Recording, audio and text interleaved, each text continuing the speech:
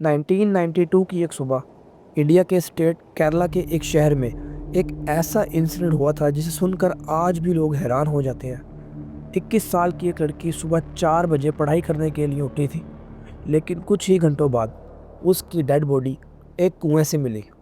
Police को लगा कि शायद ये सुसाइड है, लेकिन लोगों को इस बात पर बिल्कुल भी यकीन नहीं हुआ। और फिर शुरू हुई एक ऐसी इन्वेस्टिगेशन जो 28 साल तक चलती रही और फाइनली ये केस सॉल्व हुआ। ये है सिस्टर अबाया का मिस्टीरियस मर्डर केस।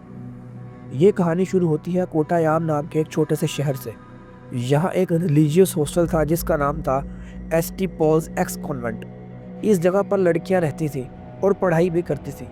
ये बेसिकली एक चर्च था और यहाँ रहती थी 21 साल की अबाया। अबाया पढ़ाई में बहुत ज़्यादा अच्छी थी और अपने एग्ज़ाम्स की तैयारी करती रहती थी।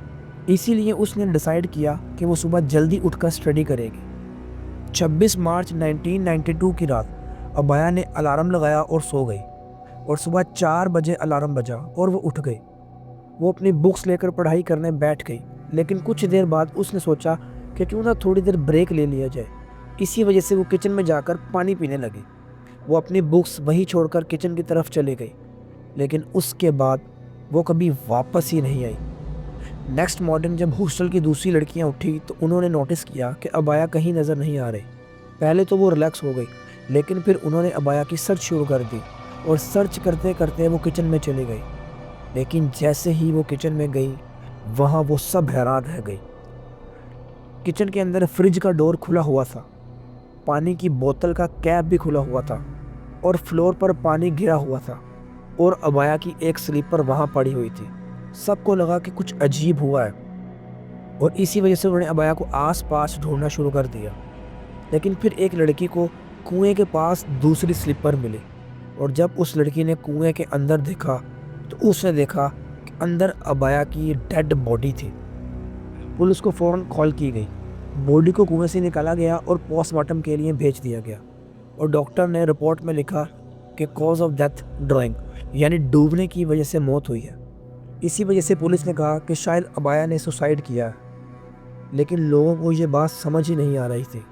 सब ये सोच रहे थे कि अगर कोई सुसाइड करने वाला हो तो क्या वो सुबह पढ़ाई के लिए अलार्म लगाता है।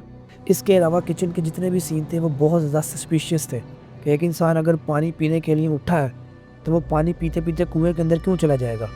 ये सारी चीज़ें ऐसी लग रही थी जैसे कोई जल्दबाजी के अंदर वहाँ से भागा हो, और लोग कहने लगे कि ये सुसाइड नहीं बल्कि मर्डर है। अब पुलिस के ऊपर प्रेशर इतना ज़्यादा बढ़ गया था कि केस फाइनली दे दिया गया सेंट्रल ब्यूरो ऑफ इन्वेस्टिगेशन को, यानी सीबीआई को। सीबीआई ने केस को दोबारा इन्वेस्टिगेशन करना शुरू किया।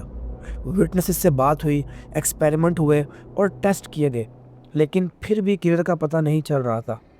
साल गुजरते गए, लेकिन ये मिस्ट्री वहीं की वहीं खड़ी थी। और फिर फाइनली 2007 के अंदर एक ऐसा विटनेस सामने आया जिसने पूरी की पूरी स्टोरी ही बदल दी, और उसका नाम था अक्कारा राजू। राजू एक छोटा चोर था जो चोरी करके अपना गुजर बसर करता था। उसने पुलिस को बताया कि 26 मार्च की रात वो इसी कॉन्वेंट में चोरी करने के लिए आया था, लेकिन वहाँ उसने कुछ ऐसा देखा जो बहुत ही ज़्यादा हैरानकुन था। उसने देखा कि रात में कॉन्वेंट के अंदर फादर थॉमस, फादर जोज और सिस्टर सैफी मौजूद थे। इन्वेस्टिगेशन में पता चला कि जब अबाया किचन में पानी लेने गई थी तो उसने इन लोगों को कॉम्प्रोमाइजिंग सिचुएशन में देखा था।